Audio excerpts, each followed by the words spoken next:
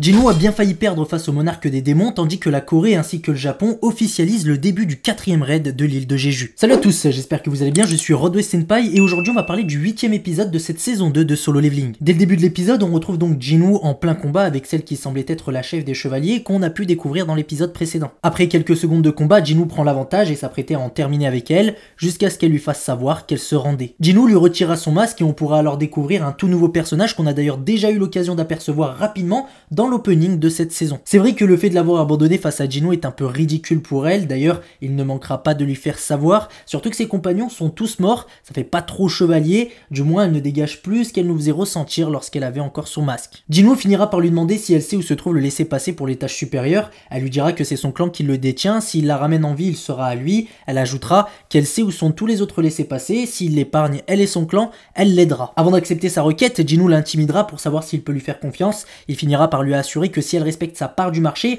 aucun mal ne lui sera fait, ainsi qu'à son clan. Ensuite, Jinwoo profitera du fait qu'elle soit capable de parler pour lui poser quelques questions, et lui demandera alors qui ils sont au juste. Avant d'avoir sa réponse, on se retrouvera rapidement du côté du monde des humains, nous faisant constater des dégâts qu'a causé la fourmi qui était parvenue à quitter l'île de Jeju grâce à ses ailes. J'avais vu juste quand je disais qu'elle vaincrait les deux chasseurs qu'elle avait croisés, et qu'il était fort probable qu'ensuite elle s'attaque à des civils, faisant un véritable carnage. Tout de suite après, dans la forteresse démoniaque, la créature qui a épargné Jinwoo répondra à sa question en lui faisant savoir qu'elle s'appelle Ezil et que c'est la fille aînée du chef du clan Radir. Évidemment, ça Jinwoo s'en fiche complètement, lui ce qu'il voulait c'est des informations supplémentaires sur le système en rapport avec ce que lui avait révélé Baruka précédemment. Jinwoo lui demandera alors si, comme presque tous les monstres qu'il a croisés jusque-là, une voix dans sa tête lui ordonne de tuer les humains. Elle lui fera savoir qu'effectivement il y a bien une voix dans sa tête, mais celle-ci lui ordonne de protéger cet endroit. Il lui demandera depuis quand elle reçoit cet ordre, et elle répondra depuis qu'ils sont arrivés ici. Évidemment, cela va intriguer Jinwoo qui continuera à lui poser des questions, il lui demandera où ils étaient avant de se retrouver ici, et elle répondra dans le monde des démons,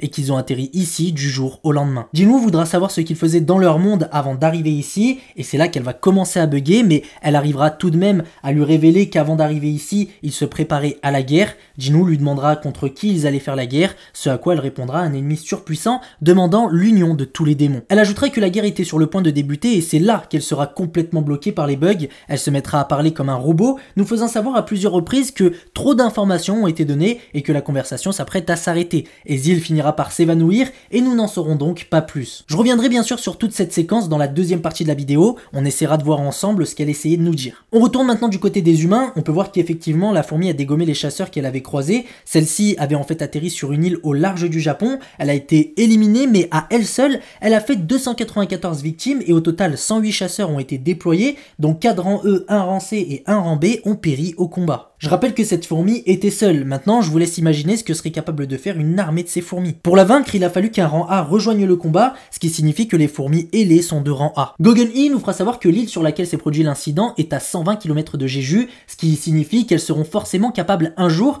de voler jusqu'au continent asiatique. Face à ce problème, Gogen-i recommandera l'aide du Japon, il faudra aussi faire savoir aux pays voisins d'augmenter leur niveau d'alerte. Face à cet incident, le président de l'association des chasseurs n'aura plus d'autre choix que d'ordonner le lancement du 4e raid sur l'île de Jeju. Pareil, on reviendra sur tout ce qui concerne l'île de Jeju dans la deuxième partie de la vidéo. On revient du côté de la forteresse démoniaque, Ezil a repris connaissance et avec Jinwoo, ils arrivent au château où réside son clan. Jinwoo finit donc par rencontrer le chef du clan, celui-ci aura d'ailleurs remarqué à quel point la créature qui se tient devant lui est puissante, en parlant donc de Jinwoo. En ayant vu que Jinwoo possédait une véritable armée qu'il cachait dans son ombre, le père d'Ezil lui fera savoir qu'il ne sortira pas vivant d'ici jusqu'à ce que le joueur parle de l'accord qu'il a passé avec sa fille. Le chef du clan est au courant qu'en face de lui cet être est puissant, ayant connaissance du fait que Vulcan et Metis ont été vaincus par lui. Le laissez-passer sera donc donné à Jinwoo, mais avant de partir, il aura une autre requête, celle d'embarquer avec lui Ezil pour qu'elle lui serve de guide étant donné qu'elle sait où trouver les autres laissez-passer. Le chef du clan finira par accepter cette requête et Ezil accompagnera le joueur dans les étages supérieurs. En attendant, au Japon, il semble que la fourmi qui a été éliminée subit des analyses tandis que les responsables japonais qui vont participer au raid de Jeju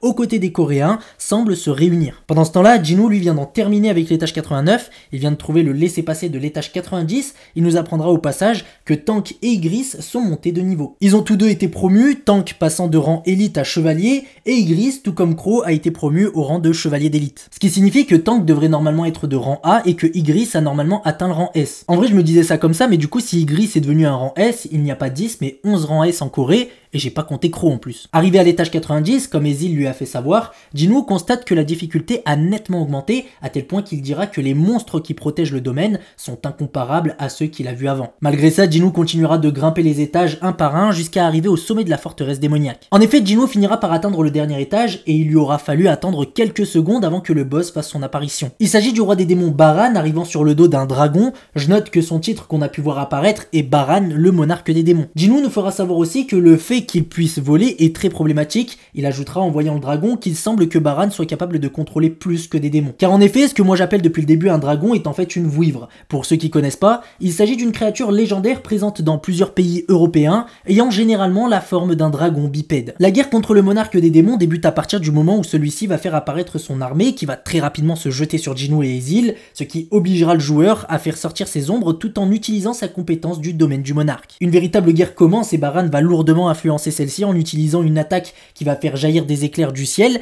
détruisant la quasi-totalité des ombres de Jinwoo. Ezil a d'ailleurs failli se faire désintégrer sans le sauvetage de Jinwoo. À ce rythme-là, Jinwoo va bientôt être à court de mana, donc il n'a plus d'autre choix que de s'attaquer à Baran et son dragon. Pour ça, il utilisera camouflage, mais même avec ça, il se fera quand même repérer et son attaque sera parée par le roi des démons et Jinwoo sera même repoussé fortement au sol. En vrai, ce qu'on voit depuis le début de ce combat, c'est un Jinwoo qui est malmené et qui est obligé de demander de l'aide à Igris et Crow pour contrer certaines attaques de Baran. Crow s'occupera de bloquer l'attaque électrique de Baran, tandis que Jinwoo profitera de ce moment d'inattention du roi des démons pour trancher la tête du dragon avec l'épée d'Igris. Baran est enfin sur la terre ferme et suite à cela, le combat au corps à corps entre les deux monarques s'apprête à débuter. Juste avant le début de l'affrontement, on va revenir dans le monde des humains pour assister à la fameuse réunion entre les représentants de chaque pays qui vont participer au raid de l'île de Jeju. On va faire la rencontre de Goto Ryuji, le maître de la guilde du katana éclair. Il s'agit de la plus grande guilde du Japon, composée de 11 rangs S. Selon Gogen-i, cette guilde serait potentiellement la deuxième plus grande guilde d'Asie. Il ajoutera que le maître de guilde, Ryuji Goto, possède une aura à la hauteur de sa réputation. La réunion débute sur du partage d'informations des données récoltées sur le cadavre de la fourmi, qui a été donc éliminée sur le territoire japonais. Et grâce aux documents fournis concernant la fourmi qui avait été retrouvée en mer, les Japonais ont alors pu tirer diverses conclusions. Selon eux, deux choses importantes sont à prendre en compte pour le futur raid. Premièrement, leur durée de vie. Il faut savoir qu'après éclosion, les fourmis grandissent rapidement, mais ne vivent qu'une année. Le but sera donc d'éliminer la reine, le reste de la colonie finira par disparaître au bout d'un an. Et deuxièmement, il s'agit de leur comportement.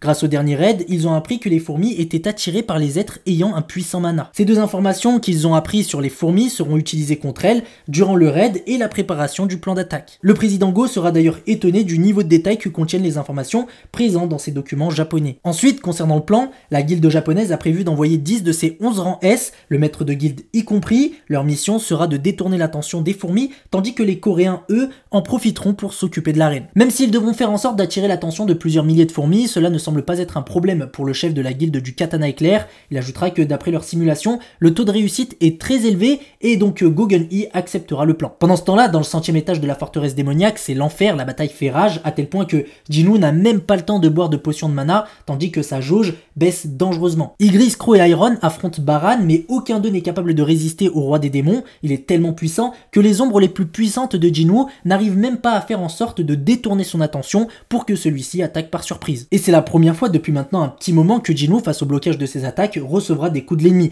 étant même sur le point de se faire éliminer. Et sans l'intervention de ses ombres, qui lui permettront d'immobiliser pendant quelques secondes son adversaire, il aurait vraiment pris cher. Malgré ça, il lui faudra qu'une attaque pour désintégrer Igris, Crow et Iron, mais au moins cela aura permis à Jinwoo de se dégager et de blesser Baran. Suite à cela, le joueur est totalement à court de mana, tandis que le monarque des démons fait apparaître 2 dagues après avoir perdu son épée. Une nouvelle séquence de combat débute entre les deux adversaires et Jinwoo ne parvient pas à prendre l'avantage jusqu'à ce que Baran utilise une attaque qui fera perdre ses dagues à Jinwoo, le projetant plus loin et ensuite rattrapé par son adversaire pour recevoir un coup encore une fois. Jinwoo parviendra à stopper l'attaque suivante à la seule force de ses bras, mais Baran s'apprête à lancer son fameux Kamehameha par la bouche, ce qui condamnerait, si ça marche, le personnage principal. Ce qui sauvera Jinwoo, c'est l'intervention d'Ezil qui a jeté sa lance sur la tête de Baran, ce qui détournera son attention pendant une milliseconde et ce dont Jinwoo profitera pour rassembler toutes ses forces pour carrément arracher les 2 bras du roi des démons et l'enchaîner d'une terrible droite au moment où celui-ci allait encore utiliser son jet d'électricité par la bouche. Tout ceci fait qu'en plus de lui avoir brisé la mâchoire,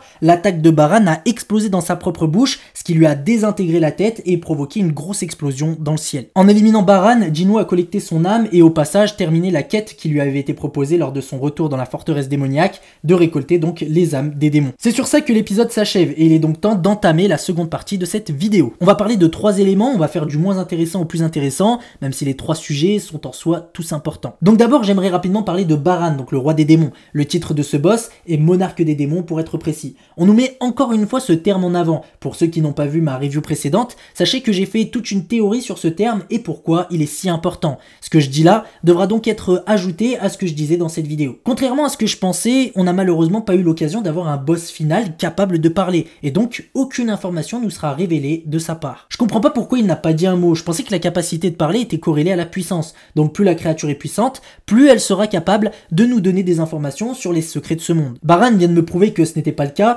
et il semble que n'importe quelle créature soit capable de parler. On l'a vu avec Ezil qui maîtrise parfaitement la langue des humains. Je me répète un peu, mais franchement je m'attendais pas à ce que Baran soit complètement muet, surtout que je le voyais grave nous donner des informations sur la guerre qu'il était sur le point de mener dans le monde des démons, mentionné par Ezil, étant donné qu'il est le monarque des démons, et donc le chef suprême de l'armée qui s'apprêtait à entrer en guerre. De plus, c'est très certainement lui qui a mobilisé tous les démons pour se préparer au combat. Est-ce que les pouvoirs de Baran ont été bridés par la chose qu'il a fait spawn ici pour que ce soit peut-être plus facile de le contrôler? En vrai c'est possible. Surtout qu'il aurait été la personne la plus à même de nous parler de l'être surpuissant qui l'a obligé à mobiliser tous les démons de son monde pour lui faire face. Pour en revenir rapidement sur le terme de monarque, je pense qu'un monarque ne peut être vaincu que par un autre monarque. Si j'ajoute tout ce que j'ai dit dans ma vidéo précédente plus ce qui vient de se passer, il est fort probable que Jinwoo soit un monarque aussi. Discutons maintenant du deuxième élément important de cet épisode, donc de la fourmi qui a atteint la civilisation et les conséquences que cela a entraîné. Pareil, comme je le disais dans ma review précédente, il était fort probable que cette fourmi qui a quitté l'île de Jeju fasse un véritable carnage maintenant qu'elle a atteint la civilisation. J'avais aussi émis l'hypothèse qu'elle éliminerait les chasseurs qu'elle avait croisés pour s'attaquer aux civils sans que personne soit capable de l'arrêter. Elle a effectivement fait un véritable carnage, elle n'a pas directement atteint le continent asiatique, mais elle est allée sur une île appartenant au Japon. Elle a fait un total de 294 victimes et 108 chasseurs ont dû être déployés, tout ça sans compter les dégâts matériels qu'elle a causés, et encore une fois à elle seule. Le niveau de cette fourmi a été mesuré et estimé au rang A. Parmi les chasseurs, un rang B et C sont morts et plusieurs rangs E ont été éliminés. C'est grâce à la présence d'un rang A qu'elle a pu être éliminée. Ce qu'il faut savoir, et ça j'en suis pas sûr, mais j'en déduis que là on parle seulement des fourmis ailées lorsqu'ils nous font savoir qu'elles sont de rang A. Même si c'est pas précisé, cette scène ne nous dit pas que toutes les fourmis basiques sont de rang A, mais cela concerne donc seulement les fourmis ailées. Et j'imagine que si cela était le cas, la menace serait beaucoup trop puissante et que seulement des rangs S seront mobilisés. Mais dans tous les cas, ils savent désormais que les fourmis ailées sont de niveau A, et sur l'île de Jeju, il est fort probable qu'elles soient très nombreuses. Donc si on prend en compte les fourmis basiques et les fourmis donc ailées, les boss, puis la reine, il est clair que même une vingtaine de rangs S sera pas suffisant. Il faudra donc aussi compter sur des chasseurs de rang A. Quoi qu'il en soit, il faut absolument agir. Si une fourmi a été capable de faire un tel carnage, 2, 3 ou une armée de fourmis serait capable de saccager une ville ou le pays tout entier. D'autant plus que, comme je l'ai déjà dit, si une fourmi est parvenue à quitter son île pour atteindre la civilisation, il est indéniable que d'autres y parviennent aussi tôt ou tard. Pour empêcher ça, ils doivent agir le plus rapidement possible et lancer un raid sur l'île de Jeju, ce que le président Go fera. Il s'agit du 4e raid sur l'île de Jeju. Dans les premiers épisodes de Solo Leveling, on pourra voir l'un des précédents raids qui, semble-t-il, a échoué alors que plusieurs rangs S étaient présents. Cette fois-ci, ce sera différent étant donné que Jinwoo sera de la partie. Le seul problème, c'est que vu le niveau des fourmis, je pense qu'aucun rang S, que ce soit chez les Japonais ou les Coréens, ne sera capable de vaincre la reine des fourmis, mis à part Jinwoo bien sûr. Mais le truc, c'est que pendant la réunion, on nous fait savoir que les fourmis sont attirées par les êtres aux puissants mana, et il est donc fort probable qu'elles se dirigent toutes sur Jinwoo. En soi, c'est pas une si mauvaise chose parce que du coup, ça laisserait champ libre aux autres rangs S pour aller affronter la reine, mais comme je disais précédemment, je pense qu'aucun rang S ne sera à la hauteur de la puissance de la reine, ou ne serait-ce de sa garde rapprochée. Maintenant que Jinwoo en a terminé avec la forteresse démoniaque, il va pouvoir retourner dans le monde des humains. Lorsqu'il arrivera, il sera très certainement contacté par l'association des chasseurs pour l'informer qu'un raid sera très prochainement lancé sur l'île de Jeju, et qu'il est appelé à y participer. Ceci fera donc débuter l'arc de l'île de Jeju, et on pourra en profiter pendant quelques épisodes, même si je pense qu'on aura le fin mot de l'histoire en saison 3. Mais bon, des fois je me dis que les événements de l'animé vont tellement vite parfois que je serais même pas étonné de voir que d'ici là le 13e épisode, l'arc de l'île de Jeju sera vite plié. En tout cas, s'il y a des lecteurs du manhwa, dites-moi si selon vous c'est possible en commentaire. Bon voilà pour ça, on en vient maintenant à l'élément le plus important dont je voulais vous parler. Il s'agit des éléments qu'Ezil a révélés à Jinwoo suite aux questions qu'il lui avait posées. Le but de ces questions était d'en savoir plus sur le système en ajoutant ces informations à celles que Baruka lui avait partagées dans le portail rouge. On commencera par apprendre qu'Ezil, tout comme les monstres que Jinwoo a croisés jusqu'à maintenant, entend une voix dans sa tête, mais contrairement aux autres créatures, la voix lui ordonne non pas d'exterminer d'exterminer les humains, mais de protéger l'endroit dans lequel ils se trouvent. Elle est donc là la différence entre les monstres de donjons basiques qu'on a pu voir jusque-là et les monstres des donjons qui nécessitent une clé pour entrer. J'avais déjà pensé au fait que les monstres placés dans les donjons comme celui de la forteresse démoniaque étaient différents des monstres présents dans les portails basiques qui donc apparaissent dans le monde des humains. Mais il semble qu'il s'agit de la seule différence parce que comme on a pu le constater, eux aussi ils reçoivent des ordres d'une voix dans leur tête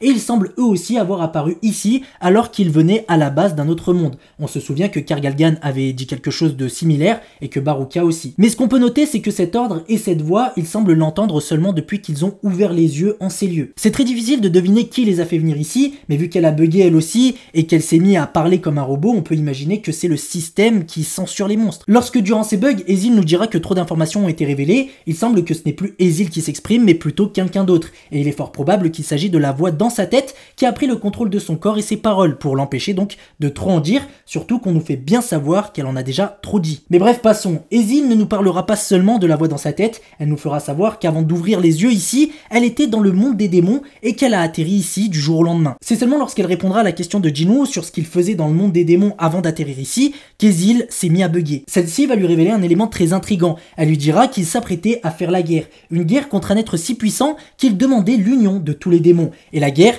était sur le point donc de débuter. Et 3 petits points, on n'a pas la suite. Encore une fois, on nous arrête au meilleur moment, mais bon, comme elle disait, trop d'informations ont été révélées. Mais je pense que si on avait eu la suite, elle nous aurait dit qu'est-ce qui a fait en sorte qu'ils atterrissent ici. Qu'est-ce qu'ils ont croisé qui les a fait atterrir ici. Je pense que quelque chose est apparu, les a peut-être attaqués et les a fait spawn ici. Un peu comme Jinwoo lorsqu'il est devenu un joueur, celui-ci s'est retrouvé à la fin du double donjon sur le lieu où se trouvait le portail du double donjon. Avant de continuer, il faut que je revienne sur un élément. Il s'agit de l'information d'Ezil sur le lieu où elle se trouvait avant de finir dans la forteresse démoniaque. Elle nous dit qu'elle s'est trouvée avant ça dans le monde des démons. En vrai, c'est une sacrée information, parce que ça veut dire que dans l'univers de Solo Leveling, il n'y a pas que les humains et la Terre. Il y a donc aussi le monde des démons, et s'il existe vraiment, on peut logiquement penser que son contraire existe aussi. On peut se dire que le monde des anges existe, que le diable existe, que le concept de divinité, qui est déjà présent, hein, on l'a vu à travers le double donjon, existe aussi, ce qui vient appuyer un peu plus sur la réelle identité de la statue géante du double donjon. En effet, si le monde des démons existe et qu'il possède un monarque, on peut imaginer que pour chacun des mondes, un monarque existe aussi, et que si Baran a réuni tous les démons de son monde pour affronter un être, c'est que potentiellement, il se voyait galérer contre lui. En effet, le monde des démons s'apprêtait à entrer en guerre contre un ennemi surpuissant demandant l'union de tous les démons. Est-ce que cet ennemi était seul? Est-ce que c'était une armée? Difficile à dire, mais je me demande s'il ne s'agit pas d'un autre joueur qui aurait exploité le maximum de la capacité d'amélioration à l'infini, comme ce que Jinwoo a commencé à faire. Je me demande aussi si cet ennemi ne serait pas aussi la catastrophe qu'avait évoqué Ilwansung, le père de Jinwoo. Cela correspondrait parfaitement au niveau de puissance de la catastrophe que mettait en avant Ilwan. Celui-ci nous disait que même tous les chasseurs du monde réunis ne feraient pas l'affaire. Il a même fait savoir qu'Aran S ne possède pas assez de puissance pour rivaliser avec ce qui s'apprête à arriver. Et si Baran a décidé de réunir tous les démons de son monde pour affronter cet ennemi, c'est qu'il est terriblement puissant. Et perso, pour en venir à l'information sur le monde des démons qui indique fortement que d'autres mondes existent, moi je pense que vu que plus les épisodes défilent et plus on voit que le niveau rang S n'est plus si puissant que ça, je pense que ceux qui affronteront cet ennemi, ce sont les différents rois des mondes, donc les monarques de chacun des mondes. Si chacun des monarques, tout comme l'a fait Baran, réunissait leur armée, ils pourraient alors faire face à cet ennemi. Je me dis aussi qu'il est possible que le système, en faisant spawn tous les démons dans la forteresse démoniaque, a cherché à les sauver. Peut-être qu'il savait pertinemment que cette armée ne ferait pas le poids face à l'ennemi qu'il s'apprêtait à affronter. Ceci pourrait d'ailleurs expliquer pourquoi via une quête le système a proposé à Jinwoo de récolter les âmes des plus puissants démons, le but étant peut-être de les faire apparaître le moment venu lorsque cet ennemi se présentera devant Jinwoo. Au-delà du fait que les monarques des autres mondes se joindront à lui avec leur armée, ceci peut nous expliquer aussi pourquoi Jinwoo est capable de récupérer les ombres des adversaires qu'il arrive à vaincre et se créer au passage une véritable armée. Comme j'ai essayé de vous le prouver dans ma dernière review, après à voir si j'ai raison, mais je pense que Jinwoo est lui aussi un monarque. Je pense qu'il est le monarque des ombres. Encore une fois, si vous voulez en savoir plus sur mes théories et que vous les avez pas vues, j'en parle dans mes reviews précédentes, dans les deuxièmes parties de chacune des vidéos, pour être plus précis. Et donc avant, je pensais que Jinwoo était un roi sans sujet ni nation, sauf que maintenant qu'on sait que le monde des démons existe, pourquoi le monde des ombres n'existerait pas aussi? Il est alors fort probable que le monde des ombres soit actuellement sans roi, donc sans monarque, et quelqu'un gouverne très certainement en attendant le retour du véritable roi. Et d'ailleurs là, je viens de penser à un petit truc sur les monarques. Je me dis que vu que Jinwoo est considéré par les monstres de donjon comme étant un être surnaturel, peut-être que c'est pareil pour les monarques. Ce qui pourrait donc expliquer pourquoi Baran contrôlait une vouivre qui n'est absolument pas un démon, mais une créature légendaire. Même si en soi, bon, c'est difficile à imaginer tout ce que je viens de dire, donc bref, prenez ça avec des pincettes. Mais en tout cas, ce qui est pour moi fort probable, c'est que cet ennemi qui s'apprêtait à faire la guerre à Baran soit un joueur. Seul un être possédant cette caractéristique s'attaquerait à un monde entier, et suite à l'intervention d'Ilwan Sung, il faut envisager la possibilité que cet ennemi, après s'être attaqué au monde des démons, s'attaquera au monde des humains.